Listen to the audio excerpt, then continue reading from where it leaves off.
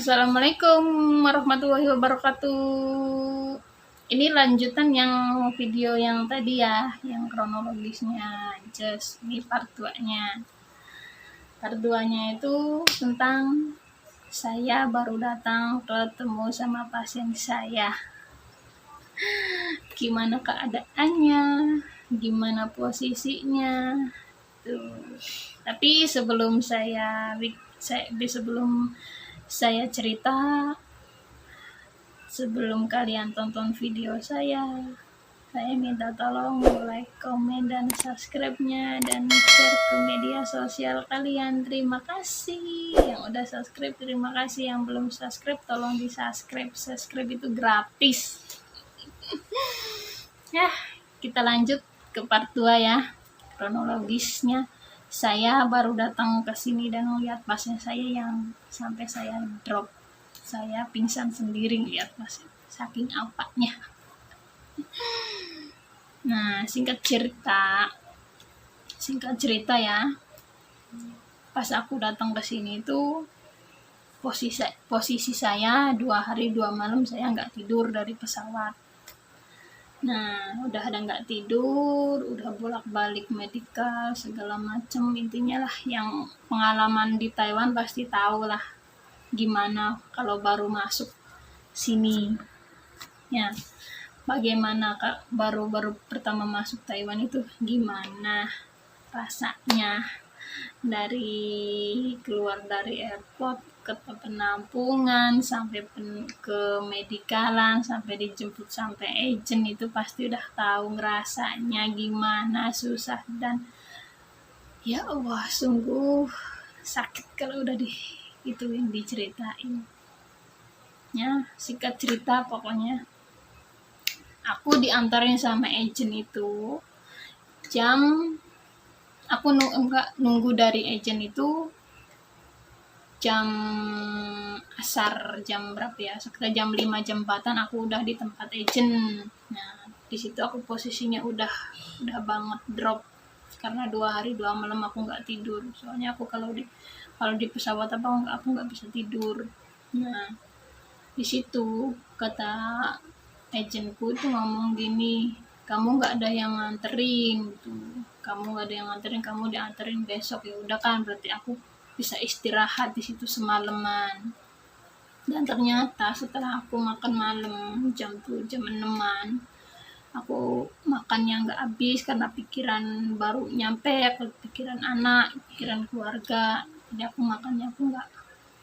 nggak habis dan perut masih kosong kan. Nah, di situ pukul 7 itu jam 7 malam saya dipanggil sama agentku, katanya kamu mau dianterin ke tempat kamu kerja, ada yang nganterin kamu. Ya udahlah, bukan beres-beres. Di situ aku diambil. Di situ ada satu penerjemah juga dan agent saya orang sini. Sampai sekarang alhamdulillah aku tetap satu agent dan satu majikan, dan saya urus satu pasien selama 5 tahun alhamdulillah.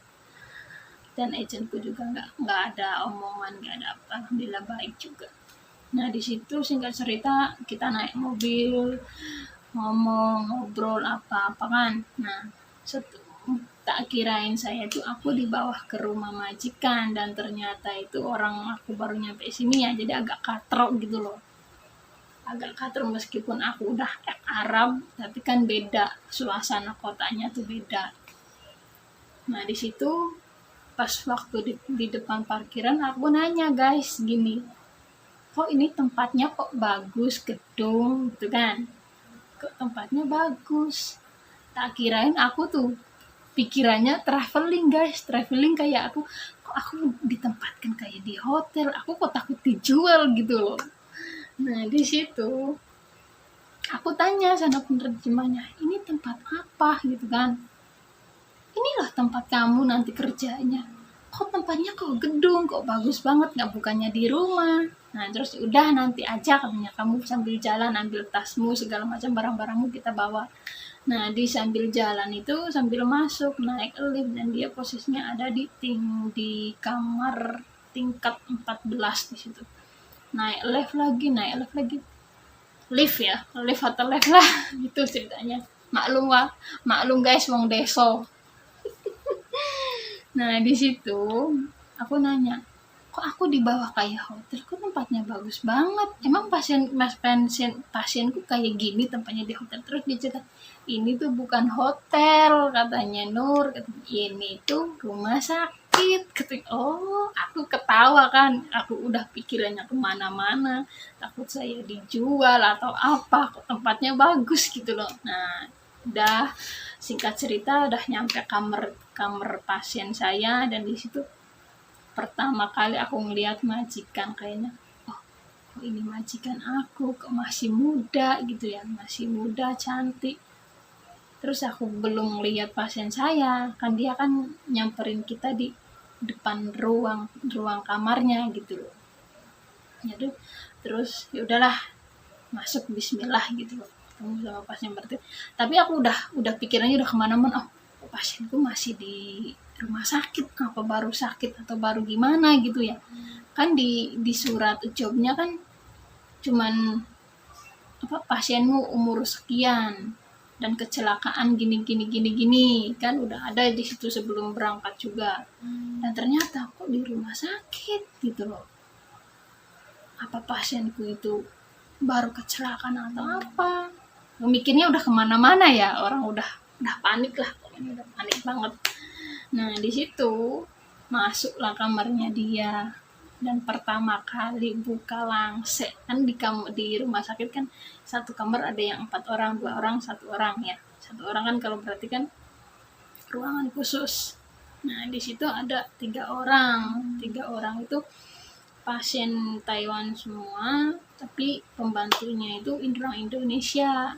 2 orang itu, dan alhamdulillah mereka baik banget sama saya, alhamdulillah, dan saya sampai sekarang juga masih kontak sama mereka. Dan terima kasih tadi aku nangis ya, terima kasih untuk mereka berdua. Waktu saya baru datang dari Taiwan, aku nggak bisa apa-apa, nggak bisa mau ngomong apa di situ. Sampai saya di situ pingsan pun mereka yang saya pingsan guys di situ. Karena apa? Saya baru pertama buka langsung lihat pasien saya, kok ya Allah, kok pasien saya masih muda banget gitu loh, dan posisinya nggak bisa apa-apa. Saya di situ, ya Allah, kok kayak gini banget pasien saya, apa aku bisa ngerawat dianya, apa aku mampu gitu loh. Sedangkan di posisinya dia tuh banyak selang banget, selangnya itu udah kemana-mana, dari hidung, dari mulut, dari tenggorokan, pokoknya udah selang semua gitu loh. Dan situ aku udah ngedrop ngeliat dia kayak gitu, mukanya pucet. Pasien saya tuh guys, mukanya pucet loh, pucet banget kayak nggak ada darah. Nah di situ udah aku capek ya, posisi badan saya udah drop dari di tempat agent gitu. Di situ saya capek, ya Allah, aku mampu nggak ya? Apa aku bilang sama agent aja ya, aku minta ganti? Tapi kan ya masa gitu, saya baru datang langsung minta ganti, kan nggak mungkin. Yang ada juga saya nanti dimarahin gitu sama pihak kantor. Ya udahlah, singkat cerita mereka ngomong gini, tanda tangan semuanya, majikan tanda tangan gini. Aku bayanginnya itu gini loh, aku mampu nggak ya? Mereka yang sibuk dengan surat-suratnya, tanda tangan, tapi aku pikirannya menatap ke pasien saya gini. Oh, itu loh seumuran adik saya, karena saya punya adik saya posisinya sama, waktu itu umurnya 18 tahun juga. Di situ aku terpikir, ya Allah, kok kasihan banget gitu loh, udah cantik ya, putih, kok malang banget nasibnya. Nah saya yang masih segini kadang nggak bersyukur melihat pasien saya yang udah nggak bisa apa-apa gitu loh. Nah di situ mereka udah sibuk dengan surat-suratnya, aku di sini mikir, ya Allah, semoga saya betah, semoga saya kuat semoga saya sampai kontrak saya habis jaga dia, semoga yang nomor satu dia ada perubahan, saya rawat gitu loh. Dan saya di sini ikhlas kerja. Bismillah, dengan bismillah saya udah tanda tangan juga kan di situ, saya siap kerja gini. Singkat cerita, di situ kan duduk. Nah, di situ pas berdiri mungkin udah capek, udah apa ya, agentku udah nyerahin saya ke majikan. Dan saya pun bangun, dan di saya bangun pun itu aku udah gelap guys, matanya aku udah gelap kayak udah kunang-kunangan, dan di situ saya pingsan dan jatuh di pangkuan majikan saya. Sampai majikanku, ini kenapa, kan kok baru datang udah pingsan. Nah, dan saya terima kasih banget untuk teman saya ya, satunya orang Jawa Tengah dan Jawa Timur, 2 orang itu, mbak itu sangat baik banget. Aku gak tahan tangis.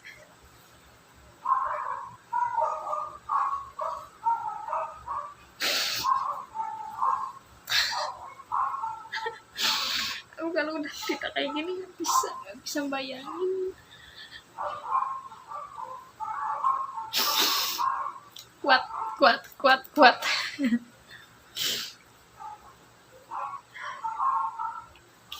Nah, di situ aku pingsan dan dipanggil lah kan sesama orang Indo ya, dipanggil terus diurutin, dikasih minyak biar sadar. Katanya kamu lama, katanya bisa hampir 10 menitan, sampai majikanmu sampai panik katanya gini. Sampai sempat manggil suster juga, aku direbahin dia. Dan di situ pas aku mau siumannya tuh, dalam mata saya tuh kayak anak saya lewat gitu loh. Kayak itulah saya gitu kan, anak saya. Terus aku bangun kok rame gitu loh. Terus kata temanku, kamu kenapa, kata, kamu loh pingsan sampai lama, kenapa, kan gitu. Terus aku ngomong di depan mereka, aku nggak tega melihat pasien saya yang nggak mungkin kan nanti dibilangnya kok anak ini pikirannya udah cemen gitu loh. Dan di situ aku bilang sama dia, aku nggak apa-apa, cuman aku capek, aku 2 hari nggak tidur. Padahal aku lihat pasien saya yang kayak gini, dalam pikiran saya tuh aku bisa nggak, aku kuat nggak rawat dia gitu. Terus ya udahlah, singkat cerita ya. Maaf ya guys, aku kalau nggak bisa cerita kayak gitu. Karena bayanginnya tuh gitu. Kalau saya posisi saya posisi dia ke saya tuh bagaimana gitu. Sedangkan saya yang masih bisa kayak gini aja kadang nggak bersyukur. Ya, singkat cerita udah majikanku pas mau itu agentku semua itu pulang, terus aku ngomong, terus kata majikanku, udah katanya tidur aja, ngomong ke temanku, dia suruh tidur aja. Dan di situ aku tidur di tempat temanku dulu. Dan waktu itu kan kasurnya kan kayak kursi lipat itu belum datang, belum dianterin sama bapaknya dia. Jadi aku tidur berdua sama temanku, satu kasur berdua. Bagaimana sempitnya kan kasur untuk yang nunggu di rumah sakit itu berdua loh sama orang Jawa Timur. Saya terima kasih banyak, mereka tuh baik banget. Di situ aku tidur diselimutin, sampai dia ngomong, kamu kenapa gini. Dan aku sambil tidur pun aku ngomong gini, aku aslinya aku nggak tega lihat pasienku. Nah, kok nggak tega, orang dia lo udah kayak gitu ya, mau gimana lagi, ini kan kerjaanmu, kamu kan udah terima waktu di Indonesia, udah tanda tangan juga ya, kamu harus siap resikonya gitu loh. Terus aku ngomong, aku pindah aja ya kayaknya aku nggak bisa loh jaga kayak gini. Nah, dia nguatin aku, jangan katanya, kamu kan baru datang, kamu kan belum tahu kerjamu kayak apa gitu kan. Nah, di situ pagi lah udah cerita gini. Terus yang semalam tidur sama saya itu ya, semangat ya katanya, ingat keluarga kamu di Indo kata gitu. Terus aku, iya makasih ya semalam udah mijitin saya, udah kasih saran ke saya, makasih banyak katakan gitu. Iya nggak apa-apa, udah katanya, kata itu majikanmu udah nungguin gitu kan, dia kan terapi, lihat dia terapi apa sama dokternya dibilangin gini gini gini gini. Nah di situ 1 hari 2 hari aku ngomong lagi, udah 1 hari 2 hari itu aku ngomong lagi ke temanku, kayaknya aku nggak kuat atau tidurnya kurang, makannya kayak gini, aku inget orang rumah gitu kan. Di situ aku belum telepon orang rumah bahwa aku udah di tempat majikan. Pas waktu di kantor aku ngomong aku ada di kantor, pas di tempat majikan aku belum ngomong, dan aku nggak berani di situ pegang HP, nggak berani pegang HP, cuman dia tahu aku bawa HP. Tapi kan dia ngomong, boleh kamu boleh pegang HP, tapi kalau kamu pas istirahat. Sedangkan pas istirahat itu waktunya terkejar baru rebahan aja dia udah waktunya makan, waktunya gini, jadi nggak kekejar untuk pegang HP gitu loh. Dan aku ngomong ke temanku, aku berhenti aja ya, aku pindah aja ya, aku nggak sanggup kata gitu, aku berat banget ngangkatnya, aku nggak bisa. Terus kata temanku yang satunya itu bilang gini, kamu jalanin dulu katanya, ada 1 bulan atau 2 bulan kamu jalanin dulu, gimana reaksi majikan kamu, mungkin ini lagi mencoba kamu itu kuat apa enggak. Nah di situ aku pikir lagi, oh iya ya, aku juga pengalaman Arab, nah kalau baru datang pasti dicoba dulu gitu loh, dicoba dulu gimana itunya, anak ini kuatnya mentalnya sampai gimana. Ya udah aku turutin omongan kamu. Nah di situ 1 bulan, selang 1 bulan itu terus aku dapat gaji itu cuman buat beli HP doang. Aku ngomong ke majikan, tapi aku nggak bisa video callan gitu, aku pengen lihat anak aku dapat gaji, pengen beli HP. Iya nggak apa-apa katanya, beli HP aja, kamu mau beli HP apa nanti dibeliin sama suami saya katanya, nanti berapanya nanti tinggal kamu bayar. Udah di situ dibeliin HP guys, dia pakai uang saya sendiri, dan di situ aku baru bisa video callan sama anak saya. Dan senengnya ya Allah, senang banget, selama 1 bulan kerja aku baru bisa video callan sama anak saya, bayangkan.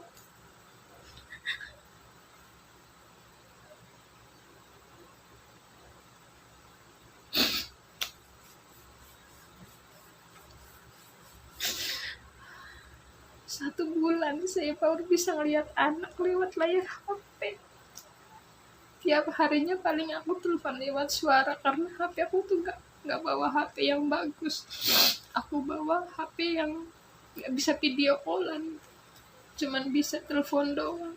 Di situ aku sabar nunggu sampai saya gajian, dan di situ aku sudah gajian, saya beli HP, dan alhamdulillah saya bisa kontak sama anak. Udah singkat cerita ya, di situ di rumah sakit saya di situ udah 2 bulan 3 bulanan, dan di situ kata ibunya kita pulang ke rumah, dan ternyata nggak balik lagi ke rumah sakit, katanya udah nggak usah balik lagi ke rumah sakit, kita terapi di rumah aja bareng-bareng, ya udah bapak. Dan di situ pun aku masih ngeluh, udah pengen pindah aja, tapi aku takut, aku orangnya jujur takutan. Sampai sekarang pun banyak yang ngomong, nggak mungkin lah kamu selama di 5 tahun di Taiwan nggak pernah libur, nggak pernah apa, nggak mungkin. Ya udah nggak apa-apa, yang penting saya yang jalanin, saya yang tahu di sini libur apa enggaknya, nggak apa-apa. Orang menghujat saya sok ibaratnya sok munafik lah, pernah libur aja bilang nggak pernah libur, bilangnya nggak pernah libur di Taiwan gini-gini. Dah silahkan kalian mau ngomong apa, yang penting saya di sini nggak kayak gitu.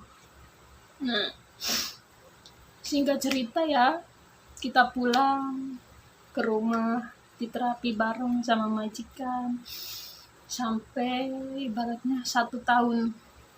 1 tahun itu dia dulu kan nggak bisa makan dari mulut kan, lewat selang semua dan harus tepuk punggung. Nah, 1 kali tepuk punggung itu 500 kali tepukan sebelum makan susu, karena dia dulunya makan susu 1 hari itu 6 kali itu 6.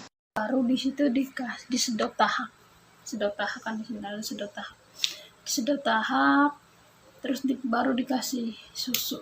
Itu setiap kali mau minum susu itu pasti ada tepuk punggung dan sedot tahap, susahnya di situ. Gimana suka dukanya saya sama dia selama 5 tahun. Itulah perjalanan saya di sini sama pasien saya. Yang penting nomor 1, kita jaga pasien itu ikhlas. Jangan, ibaratnya beban emang ada beban kan. Tapi ya setidaknya ya kita ngikut orang lah. Jadi kita sedih apa jangan ditunjukin, cukup dendam dalam hati. Kalau ada kesesalan, ada kecapean ya curhat sama teman. Tapi teman jangan asal teman. Yang ada nanti teman makan teman.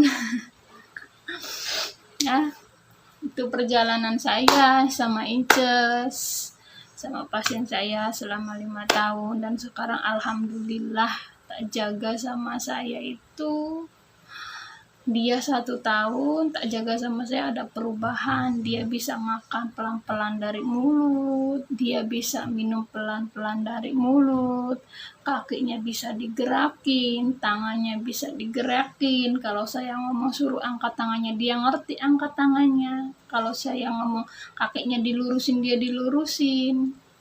Jadi tergantung kita ngomongnya. Tapi kalau kita nggak ngomong, dia nggak ngerti. Ibarat kayak anak kecil gitu, harus dibelajari dari awal, intinya kayak gitu. Dan alhamdulillah sampai sekarang ya ibaratnya dia nggak bisa kayak gitu, ibaratnya ya adalah perubahan antara 60-70 ada. Kalau untuk kesembuhan 100% normal kayak semula ya Allahu alam, namanya juga itu musibah, apalagi adanya di otak kan, nggak mungkin. Cuman mukjizat dari atas ya. Kalau ada keajaiban, kalau dia sembuh gitu. Intinya kayak gitu. Ya udah, saya tutuplah sampai di sini. Ya, makasih yang udah request saya cerita masalah pasien saya sudah tepatin. Ingin kalian ya tahu posisi kerja di luar kayak apa, suka dukanya kayak apa, kan? Ngikut orang kayak apa, jauh dari keluarga jauh dari keluarga apalagi gitu. Apalagi sampai kita dihujat sama orang. Nah, ibarat itu ujian kita kuat enggak, mental kita kuat enggak. Ujian dari orang itu bukan seakan-akan orang itu menghujat kita, mencaci kita. Kita jangan balas. Jadilah hujatan dan cacian mereka itu buat semangat kita. Intinya gitu. Dan saya alhamdulillah sampai bertahan sampai 5 tahun jaga dia. Dan insya Allah mungkin aku jaga dia itu ya sekitar 1,5 tahun lagi saya pulang. Dan semoga yang saya doakan tiap hari, sebelum saya pulang dia bisa jalan. Saya cuma minta satu, ya Allah, berilah dia jalan aja. Jalan nomor 1. Kalau masalah ngomong, masalah apa itu belakangan. Yang penting dia bisa jalan, dia bisa ngurusin dia sendiri, ngurusin badan dia sendiri, nggak apa-apa. Kalau masalah ngomong bisa pakai isyarat ibaratnya. Tapi kalau jalan kan dia bisa ngurus sendiri, bisa ke kamar mandi sendiri, ngambil apa dia sendiri. Intinya itu kita cuma, dan keluarganya pun yang mintanya satu, ya Allah, yang minta bisa dijalankan lagi gitu loh. Tapi kan itu hanya Allah yang tahu dan hanya Allah yang berkehendak. Kan intinya gitu. Dan semoga Semoga sebelum saya pulang mungkin ada yang saya pulang dia ngambil pembantu lagi, ngambil buat jagain dia. Aku minta tolong banget, rawat dia dengan baik. Rawat dia dengan baik, dengan kasih sayang, jangan dimarahin. Kalau pasien itu butuhnya kasih sayang dari orang yang di sampingnya setiap hari. Tuh. Karena orang kayak gitu ibaratnya orang udah cacat nih. Kita kucilkan itu tambah drop. Jadi kita itu harus semangatin dia. Cara kita untuk nyemangatin dia itu dengan apa gitu. Intinya itu. Dan semoga dia dapat pengganti saya dan lebih baik dari saya, lebih fokus kerja untuk ngurus dia. Tuh kayak gitu. Jangan kayak saya suka petakilan. Intinya satu ya. Dan pasti saya akan kangen banget sama dia nomor 1. Tapi saya yang akan kehilangan dia. Mungkin bukan dia yang kehilangan saya, tapi saya yang kehilangan dia. Tapi ya mau gimana lagi gitu kan. Aku ya punya anak saya harus diurusin, masa saya harus ngerepotin orang rumah aja kan nggak mungkin.